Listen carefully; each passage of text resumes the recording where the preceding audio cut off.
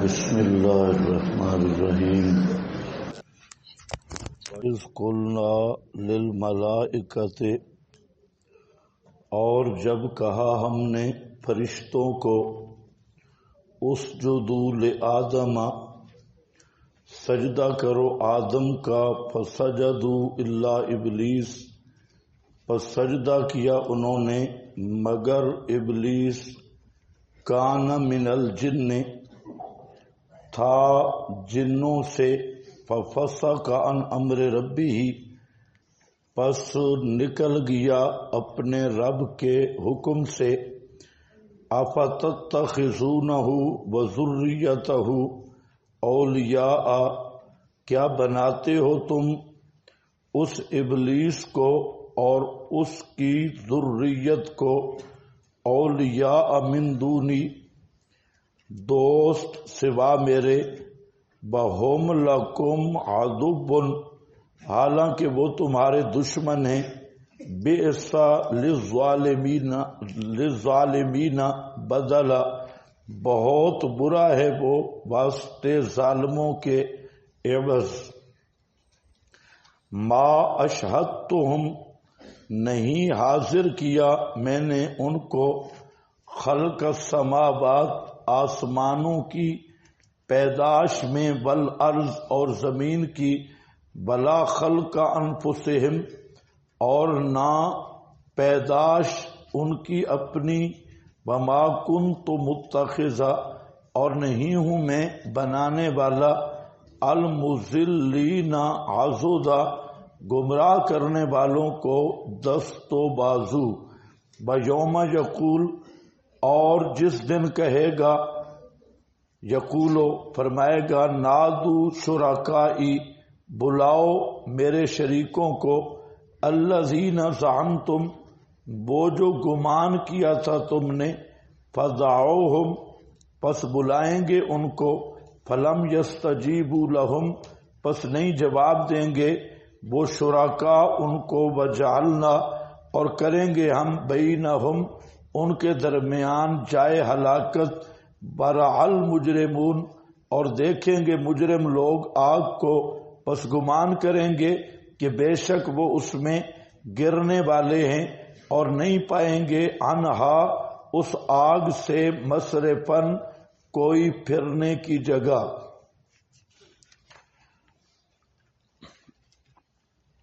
وَإِذْ قُلْنَا لِلْمَلَائِكَةِ سے دوسرے شبوں کا جواب ہے۔ پہلا شبہ تھا اصحاب کہف کے بارے میں، اس کا جواب دیا، درمیان میں تزہید من الدنیا کا مضمون، اور پھر اس پر مثال پیش کی گئی۔ اب یہاں سے دوسرا شبہ ہے جنات کے بارے میں، مشرکین جیسے انبیاء، ملائک، عباد الصالحین کو پکارتے، اسی طرح جنات کی بھی کئی طرح کی عبادت ہوتی اور ہو رہی ہے۔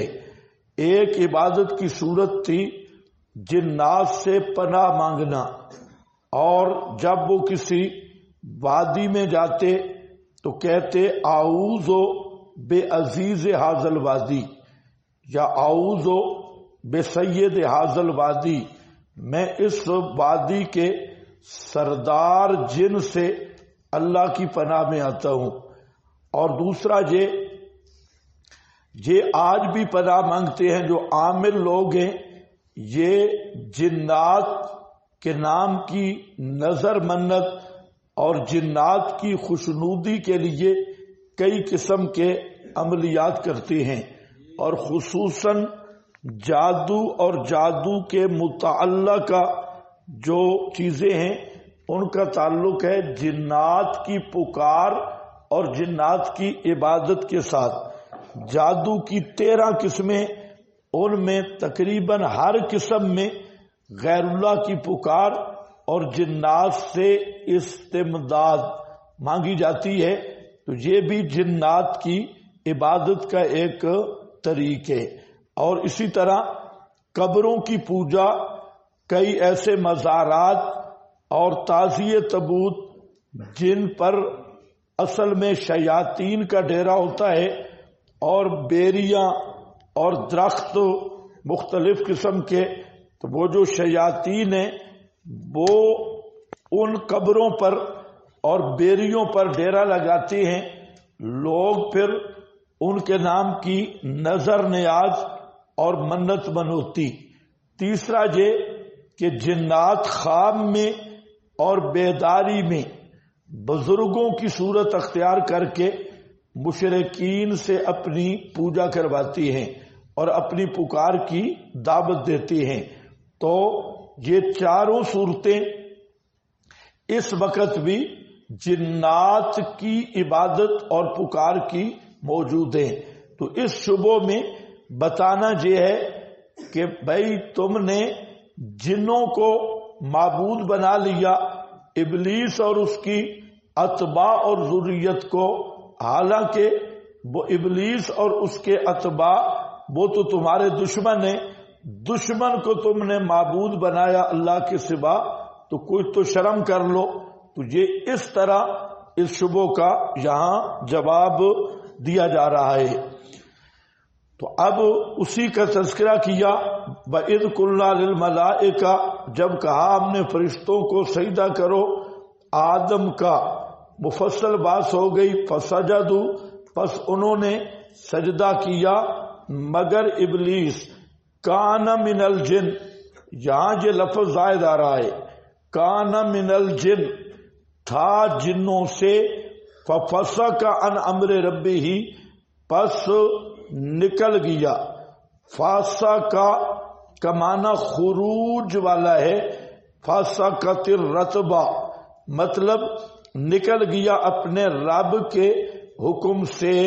فاسق کو بھی فاسق، فسق کو فسق اسی مناسبت سے کہتے ہیں کہ وہ بھی ہوتا ہے الخروج من الحد بالقصد، الفسق الخروج من الحد بالقصد، اور الفاسق الخارج من الحد بالقصد، جان بوجھ کر حد توڑنا، تو وہ بھی ایک خروج ہے، اس وجہ سے اس کو بھی کہتے ہیں فاسق یا فسق۔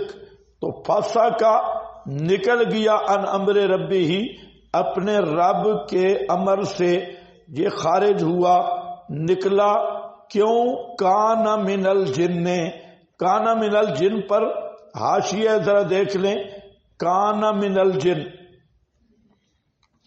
ایک بحث میں نے عرض کر دی سورہ بقرہ میں، الا ابلیس کی استثناء پہ کہ یہ متصل ہے یا منفصل، مفصل بات وہاں ہو چکی ہے، یہاں صرف حوالہ دیکھ لو، اوپر لکھا ہے حسن بصری کہتے ہیں ما کان ابلیس من الملائکہ، یہ فرشتوں میں سے نہیں تھا، اور طرفت عین، طرفت عین آنکھ جھپکنے یعنی ذرا بھی، قطو وَإِنَّهُ الْأَصْلُ الْجِنُّ، بلکہ یہ اصل جن ہے، جیسا کہ آدم اصل البشر۔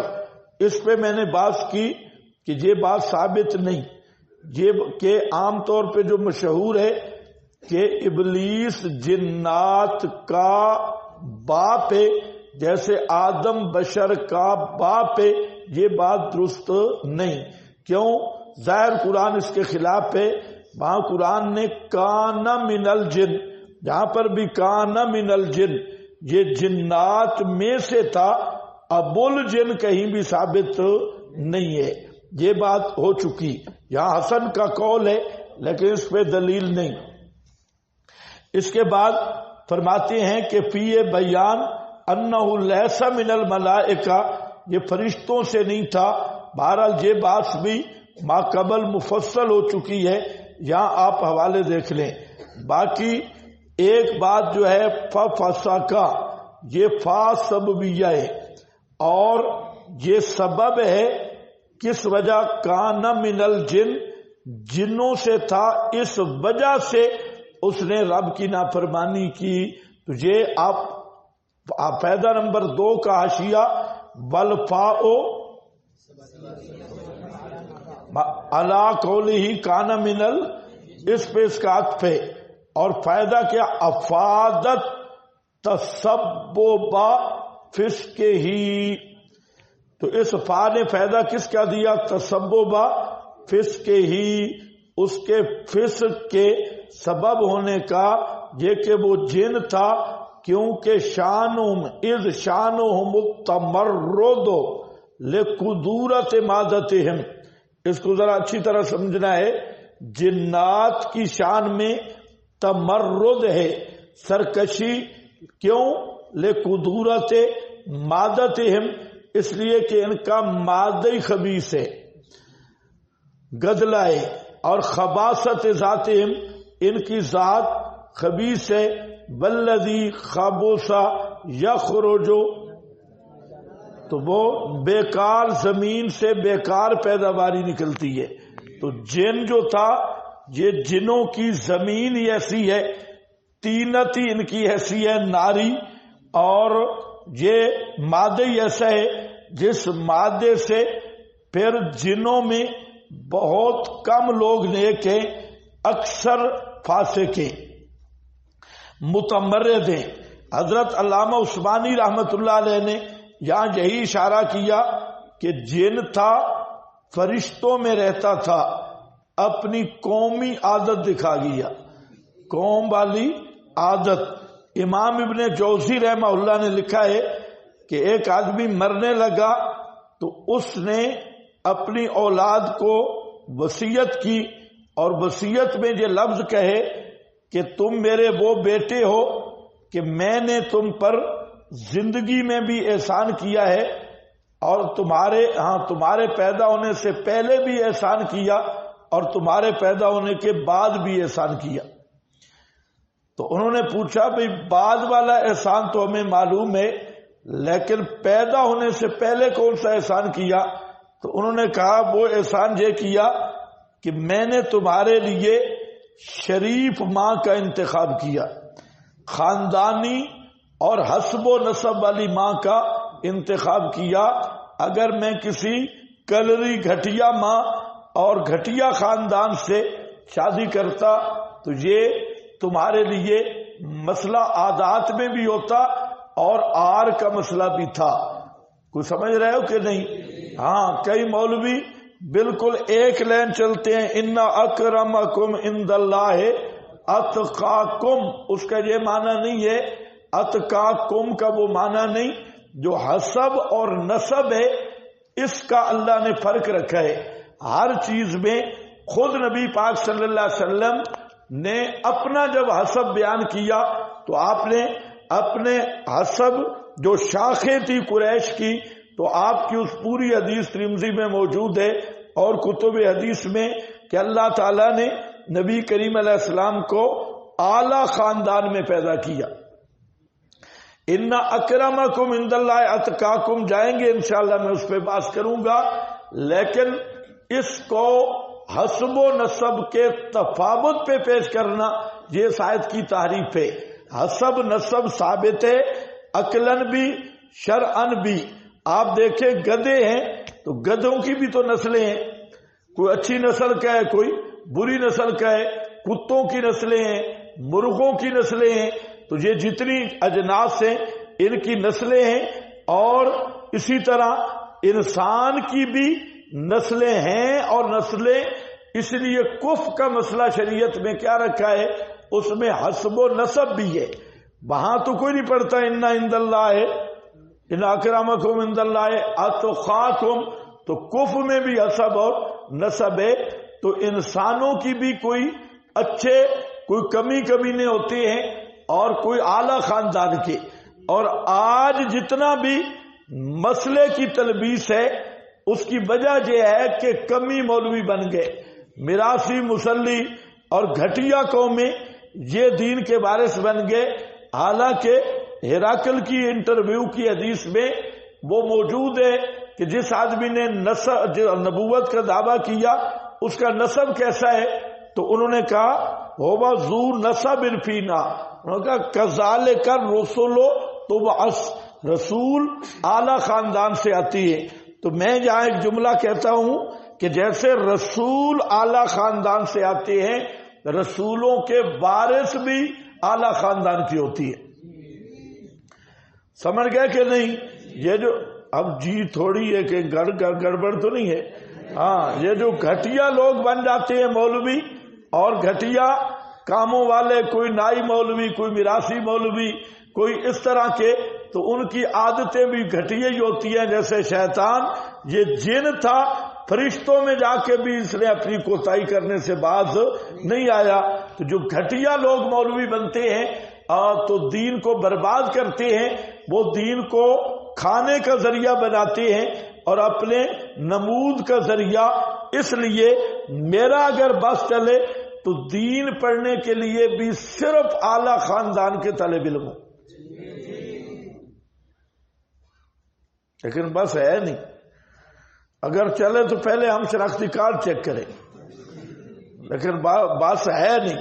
اور صحیح زمینداروں کے بچے ہوں اور صحیح گھر میں کھانے پینے والے، صحیح خاندان والے ہوں تو کام وہی کرتے ہیں. مولانا حسین علی جیسے، شیخ القرآن جیسے، اور سید عنایت اللہ شاہ، مولانا محمد طاہر، اور اس طرح کے لوگ جو جن کا خاندانی حسب و نسب ہوتا ہے، وہ ان میں کمیوں والی عادتیں نہیں ہوتی. اور جو چاپلوس کمی جو ہوں تو وہ صرف خوشامد ہی کرتے ہیں، واہ جی واہ، واہ جی واہ، وہ ساری عادتیں میراثیوں والی ہوتی ہے. تو دین کے کباڑے کا ایک سبب یہ بھی ہے کہ میراثی قسم کے لوگ وہ دین کے وارث بن گئے. اس مسئلے کے ساتھ آپ کو اختلاف کرنے کا حق ہے. یہ میری سوچ ہے، میرا یہ ذہن ہے کہ کمیوں کو دین سمجھانا چاہیے، عالم نہیں بننا چاہیے. ایک دفعہ میں نے جائزہ لیا بہت سارے ایریوں کا، بھائی یہاں کیوں نہیں کام ہو رہا. تو جب مساجد کے ائمہ اور خطیبوں کو دیکھا، سارے کمی نکلے. میں کہا اب بالکل ٹھیک ہے، کرنا ہی نہیں کہا. تمہیں پریشان تو نہیں ہو گئے؟ ہاں، یہ میرا اپنا خیال ہے. بہرحال خیال ہے، آپ کا متفق ہونا کوئی ضروری نہیں. تو اپنی میری سوچ ہے، اور اسی آیت کی بنیاد پر کہ یہ جہاں بھی پہنچ گیا نا، فرشتوں میں بھی اس کو رہنے کا یہ شرف ملا، لیکن بے ایمان کم ذات تھا اور اسی ایک کمی میں 100 کمی کا مثال. اس نے عادت اپنی کر ڈالی. فَفَسَقَ عَنْ أَمْرِ رَبِّهِ. سانپ کے بچے کو جتنا بھی دودھ پلاؤ اور بچھو کو جتنا بھی آپ اس کو شیشیوں میں خوشبوئیں سنگاؤ، اس کی عادت ڈسنا ہے. طبیعت میں وہ ڈنگ مار کی رہے گا، ایسے نہیں. تو یہاں یہ پورا حاشیہ اس بنیاد پہ لکھا ہوا ہے کہ فاسبیت کی ہے. سمجھ گئے کہ نہیں؟ ہاں بولو، اب تو چھٹی کر کے آئے ہو. ہاں، لقدورت مادتہم بخباثت ذاتہم، کمی والی عادت کر لی ہے. کوئی بیٹھا ہو تو ناراض نہ ہو. کان من الجن ففسق عن امر ربہ، بس نکل گیا اپنے رب کے حکم سے. افتتخذونہ، ایک مولوی صاحب اور ہماری گفتگو ہوئی. میں نے کہا کہ حبیب جو تھا نا، حبیب سورہ یاسین والا، یہ نجار نہیں تھا.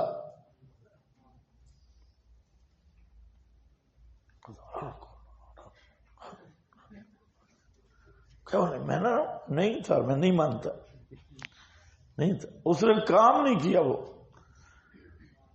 پھر میں نے اسے 2 حوالے دیے. علامہ آلوسی لکھتا ہے زمیندار تھا، نجار نہیں تھا، زمیندار تھا. سمجھ گئے میری بات؟ ہاں بھائی، ناراض نہیں ہونا کوئی نجار بیٹھا ہو. تو نجار نہیں تھا، زمیندار تھا. اس کی زمیندار اور نجار میں بڑا فرق ہے. اس نے مسئلہ بیان کیا، صحیح جٹا والا مسئلہ، زمینداروں والا، عادتیں بھی اس کی تھی. تو خیر دیکھو جی، افتتخذونہ وذریتہ، شرم کرو، کیا تم بناتے ہو اس ابلیس کو اور اس کی ذریت کو؟ ذریت سے مراد سارے علماء سو، پیران سو، یہ نیچے لکھا ہے اتباع، اولاد یا اتباع دونوں مراد ہو سکتے ہیں۔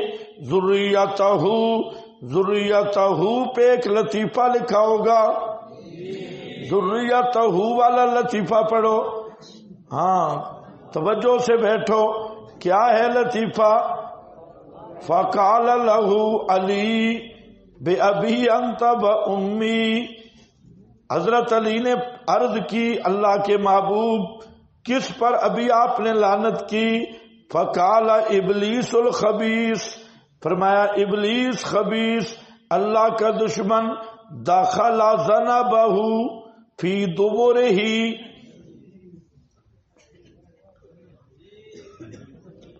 اب یہ مسئلہ اس کو سمجھ آئے گا جس نے غیر مقلدین کا تعارف پڑھے۔ وہ جو عبارت لکھوائی تھی یاد ہے نا؟ ہاں، اپنا ذکر اپنی دبر میں داخل کریں، یہ یہاں سے پتہ چلا، ورنہ تو کہیں سے یہ پتہ نہیں چل سکتا۔ ہاں یہ لیبارٹری اب مل گئی۔ وہ جو غیر مقلدوں کا فقہ آپ نے پڑھا یاد ہے نا بھائی؟ صوفی نیچے دیکھ رہے ہیں بھائی، میں تو نہیں کہہ رہا نا، میں تو پڑھ کے سنا رہا ہوں۔ اب یہ دخل ذنبہ فی دبرہ، اپنا دم داخل کیا، الی آخرہ، فبازا، پس ابلیس نے انڈے دیے 7۔ کتنے انڈے دیے؟ 7، کٹھے 7 انڈے دیے۔ فہم اولادہ، پس وہ ابلیس کی اولاد جو بنی آدم پہ چھوڑے ہوئے ہیں، ایک کا نام مدہش ہے اور بکلا بالعلماء، یہ خاص کر علماء کے ساتھ ہے، علماء پہ مسلط ہے، ان کو پھیرتا ہے طرف احوا کے، بدعات، ہر بدعتی مفتی کے ساتھ ایک ابلیس ہے، نام یاد کر لو، شناختی کارڈ، وہ اسی کا کیا ہے؟ استاد اور امام ہے ہر بدعتی مولوی کا۔ بثانی، اور دوسرا اسمہ حدیث،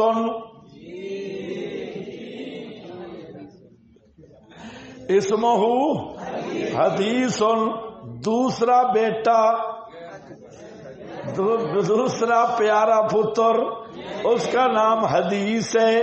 کیا ہے؟ حدیث ہے۔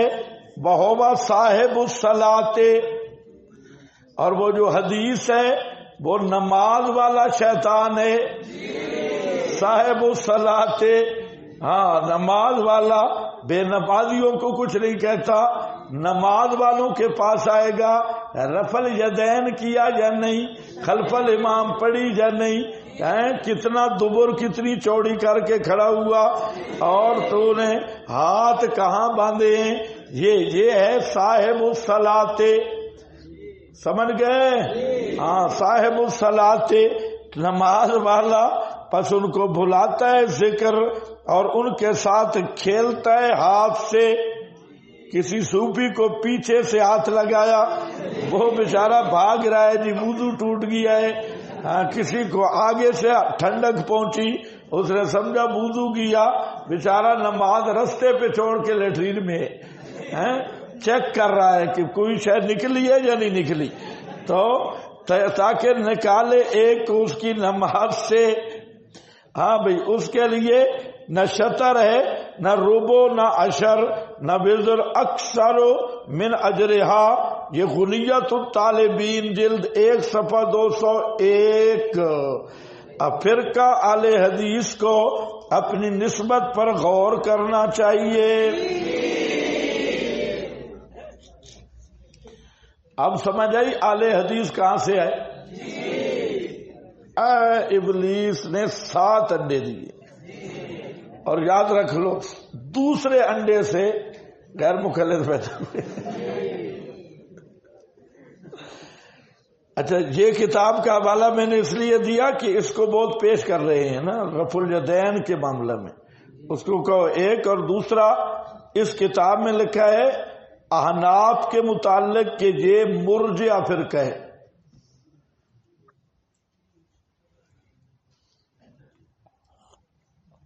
یہ دو مسئلے پیش کر رہے ہیں، تو ایک مسئلہ ہم نے بھی نکال لیا، تو ہم کہتے ہیں اگر یہ تمہارے بارے میں ہے تو وہ ہمارے بارے میں ہے۔ ہاں باقی یہ ہے کہ غنیت الطالبین تحقیق یہ ہے کہ شیخ عبد القادر جیلانی کی یہ کتاب نہیں ہے، ان کی طرف منسوب ہے۔ اصل بات یہی ہے کہ یہ شیخ کی کتاب نہیں، ہم حوالے دیتے ہیں الزامن، یہ شیخ کی کتاب نہیں، شیخ کی اپنی کتاب فتوح الغیب ہے، الفتح الربانی۔ اب ایک تفسیر نکلی ہے تفسیر جیلانی، وہ بھی شیخ عبد القادر جیلانی کی طرف منسوب ہے، لیکن ان سے ثابت نہیں ہے وہ تفسیر۔ یہ جو کتابیں ہیں فتوح الغیب اور الفتح الربانی، یہ شیخ کی کتابیں ہیں۔ ہاں بھئی افتتخذونہ وذریتہ، کیا بناتے ہو اس ابلیس کو اور اس کی اولاد کو اولیاء من دونی، کارساز میرے سوا، وہم لکم، حالانکہ وہ واسطے تمہارے، عدوٌ دشمن ہیں، تو دشمنوں کو معبود بنایا، شرم کرو۔ بئس للظالمین، بہت برا ہے واسطے ظالموں کے، بدلا عوض۔ تو یاد ہے کئی تو ابھی آئے ہیں، میں نے کہا جنات کی عبادت اور سور و پکار 4 طریقے پہ ہو رہی ہے اس وقت بھی۔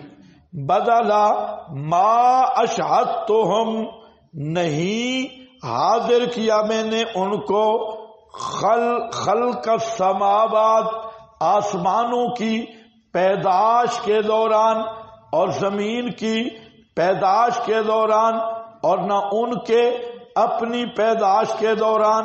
مطلب یہ ہے کہ خالق کے ساتھ میں مستقل ہوں، تو سور و پکار بھی میرا حق ہے۔ تم جو جنات کو شریک بنائے پھرتے ہو، تو جب آسمان زمین بنائے ان کو میں نے کوئی مشورہ نہیں لیا ان سے، یا یہ ان کا کوئی سانجا نہیں ہے۔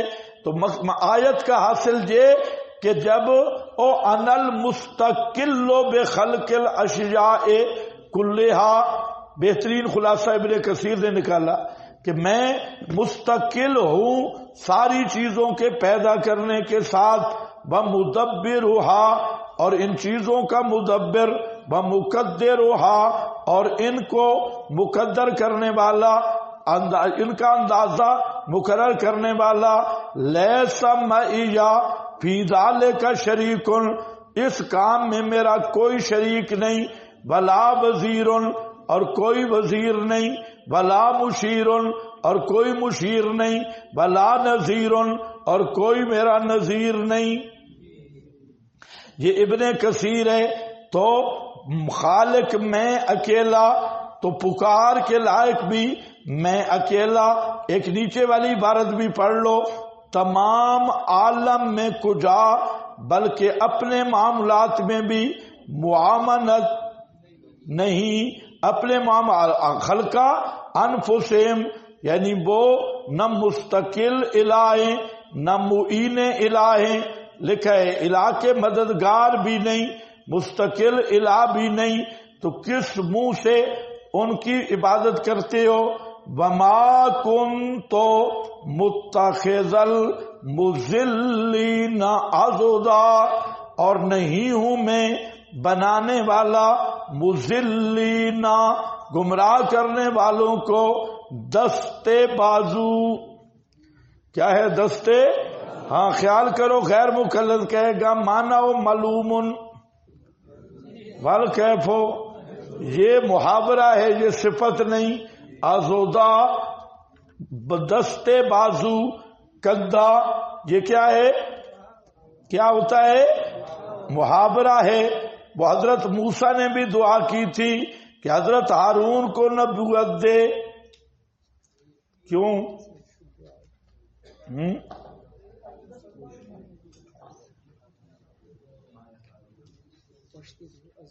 ہاں، وشدد بہی،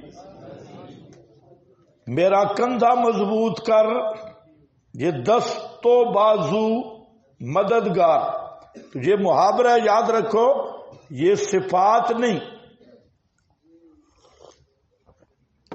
جہاں اگر کہو گے نا وانا معلوم تو الکیف مجہول، تو سیدھے جہنم میں جاؤ گے۔ یہ آزودہ، دستے بازو